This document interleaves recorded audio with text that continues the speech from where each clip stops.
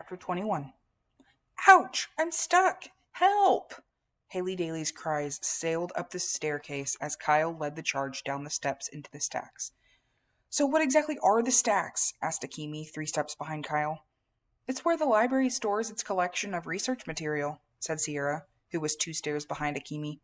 The 3 of them reached the basement. It was filled with tidy rows of floor-to-ceiling shelving units. Help!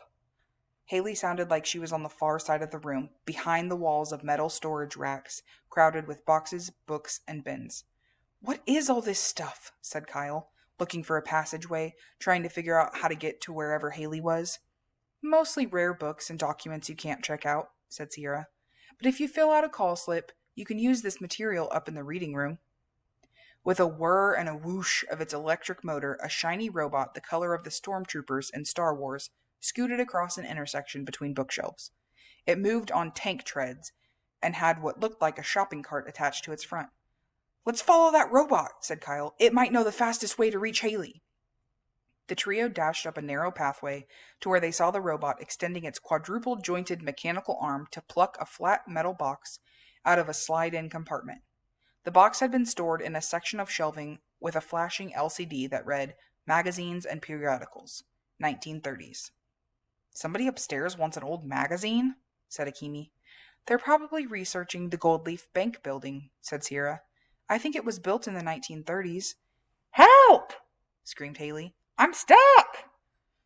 Hang on, shouted Kyle. We're coming! Well, hurry up already! This way, said Kyle. They scampered up another aisle, turned right, and saw Haley, her hand jammed through a horizontal slot near the top of the basement wall. To reach it, she'd had to stand on an elevated treadmill maybe 30 feet long. Since the thing was rolling, Haley was jogging in place so she wouldn't fall on her face. The high-tech conveyor belt was actually a series of rollers. 10 robot carts, staggered so no 2 were directly across from each other, were lined up on either side. I think it's an automatic book sorter, said Sierra. That laser beam near Haley's ankles probably scans a book's tag and tells the conveyor belt which of the 10 sorting trays to shove it into. You guys! Screamed Haley. Hurry up and rescue me! Kyle stepped back, tried to assess the situation. What is that slot you're hanging onto? The bottom of the stupid book drop, said Haley, trotting on the treadmill. I saw it on the floor plan. People can walk up to it on the sidewalk and return their books. I figured it had to lead down here. Smart move, said Kyle. You could crawl through the slot and escape. If you were the size of a book, Akimi said sarcastically. Never got that far, said Haley. The minute I stepped onto this belt thing, it started moving. Kyle nodded. Probably a weight-activated switch. A book falls in, said Akimi. The sorter starts up. Clever, said Kyle. Plus, it gives our game its first booby trap. Well, the game is no fun if you're the booby stuck in the trap, said Haley. Kyle turned to Sierra. We need to stop the belt so Haley can yank her hand out of that slot without falling on her butt or cracking open her skull.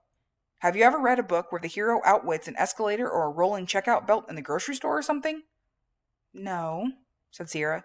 Not really.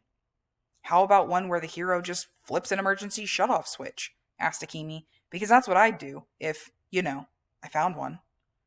Akimi was standing next to a wall-mounted switch box. She flicked it down. The conveyor belt slowed to a stop. Ta-da! Another chapter for my amazingly awesome autobiography, if I ever write one. Haley yanked her hand out of the book return slot. It sort of popped when it finally sprang free. She collapsed to her knees on the frozen treadmill. My hand feels flatter than a pancake, she moaned. Are you hurt? Asked Kyle. Maybe we should tell the security guys that, what? That I have a boo-boo and need to go home? Forget it, Kyle Keeley. You're not going to beat me that easily. I'm not trying to. Haley showed him the palm of her hand. Save it, Keeley. She crawled off the conveyor belt. One way or another, I'm going to win this game. I just hope starring in Mr. Lemoncello's commercials earns me some decent money. She hobbled around the bookshelves toward the staircase up to the reading room. When she was gone, Akimi raised her hand.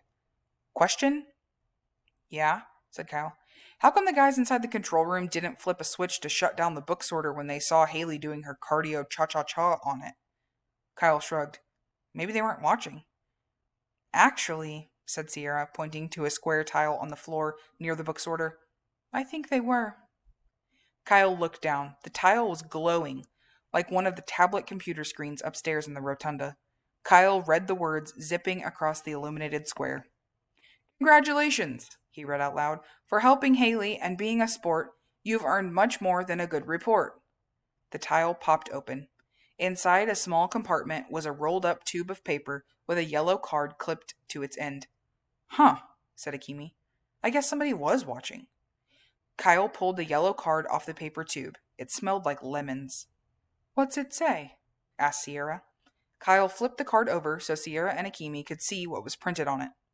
Super duper bonus clue.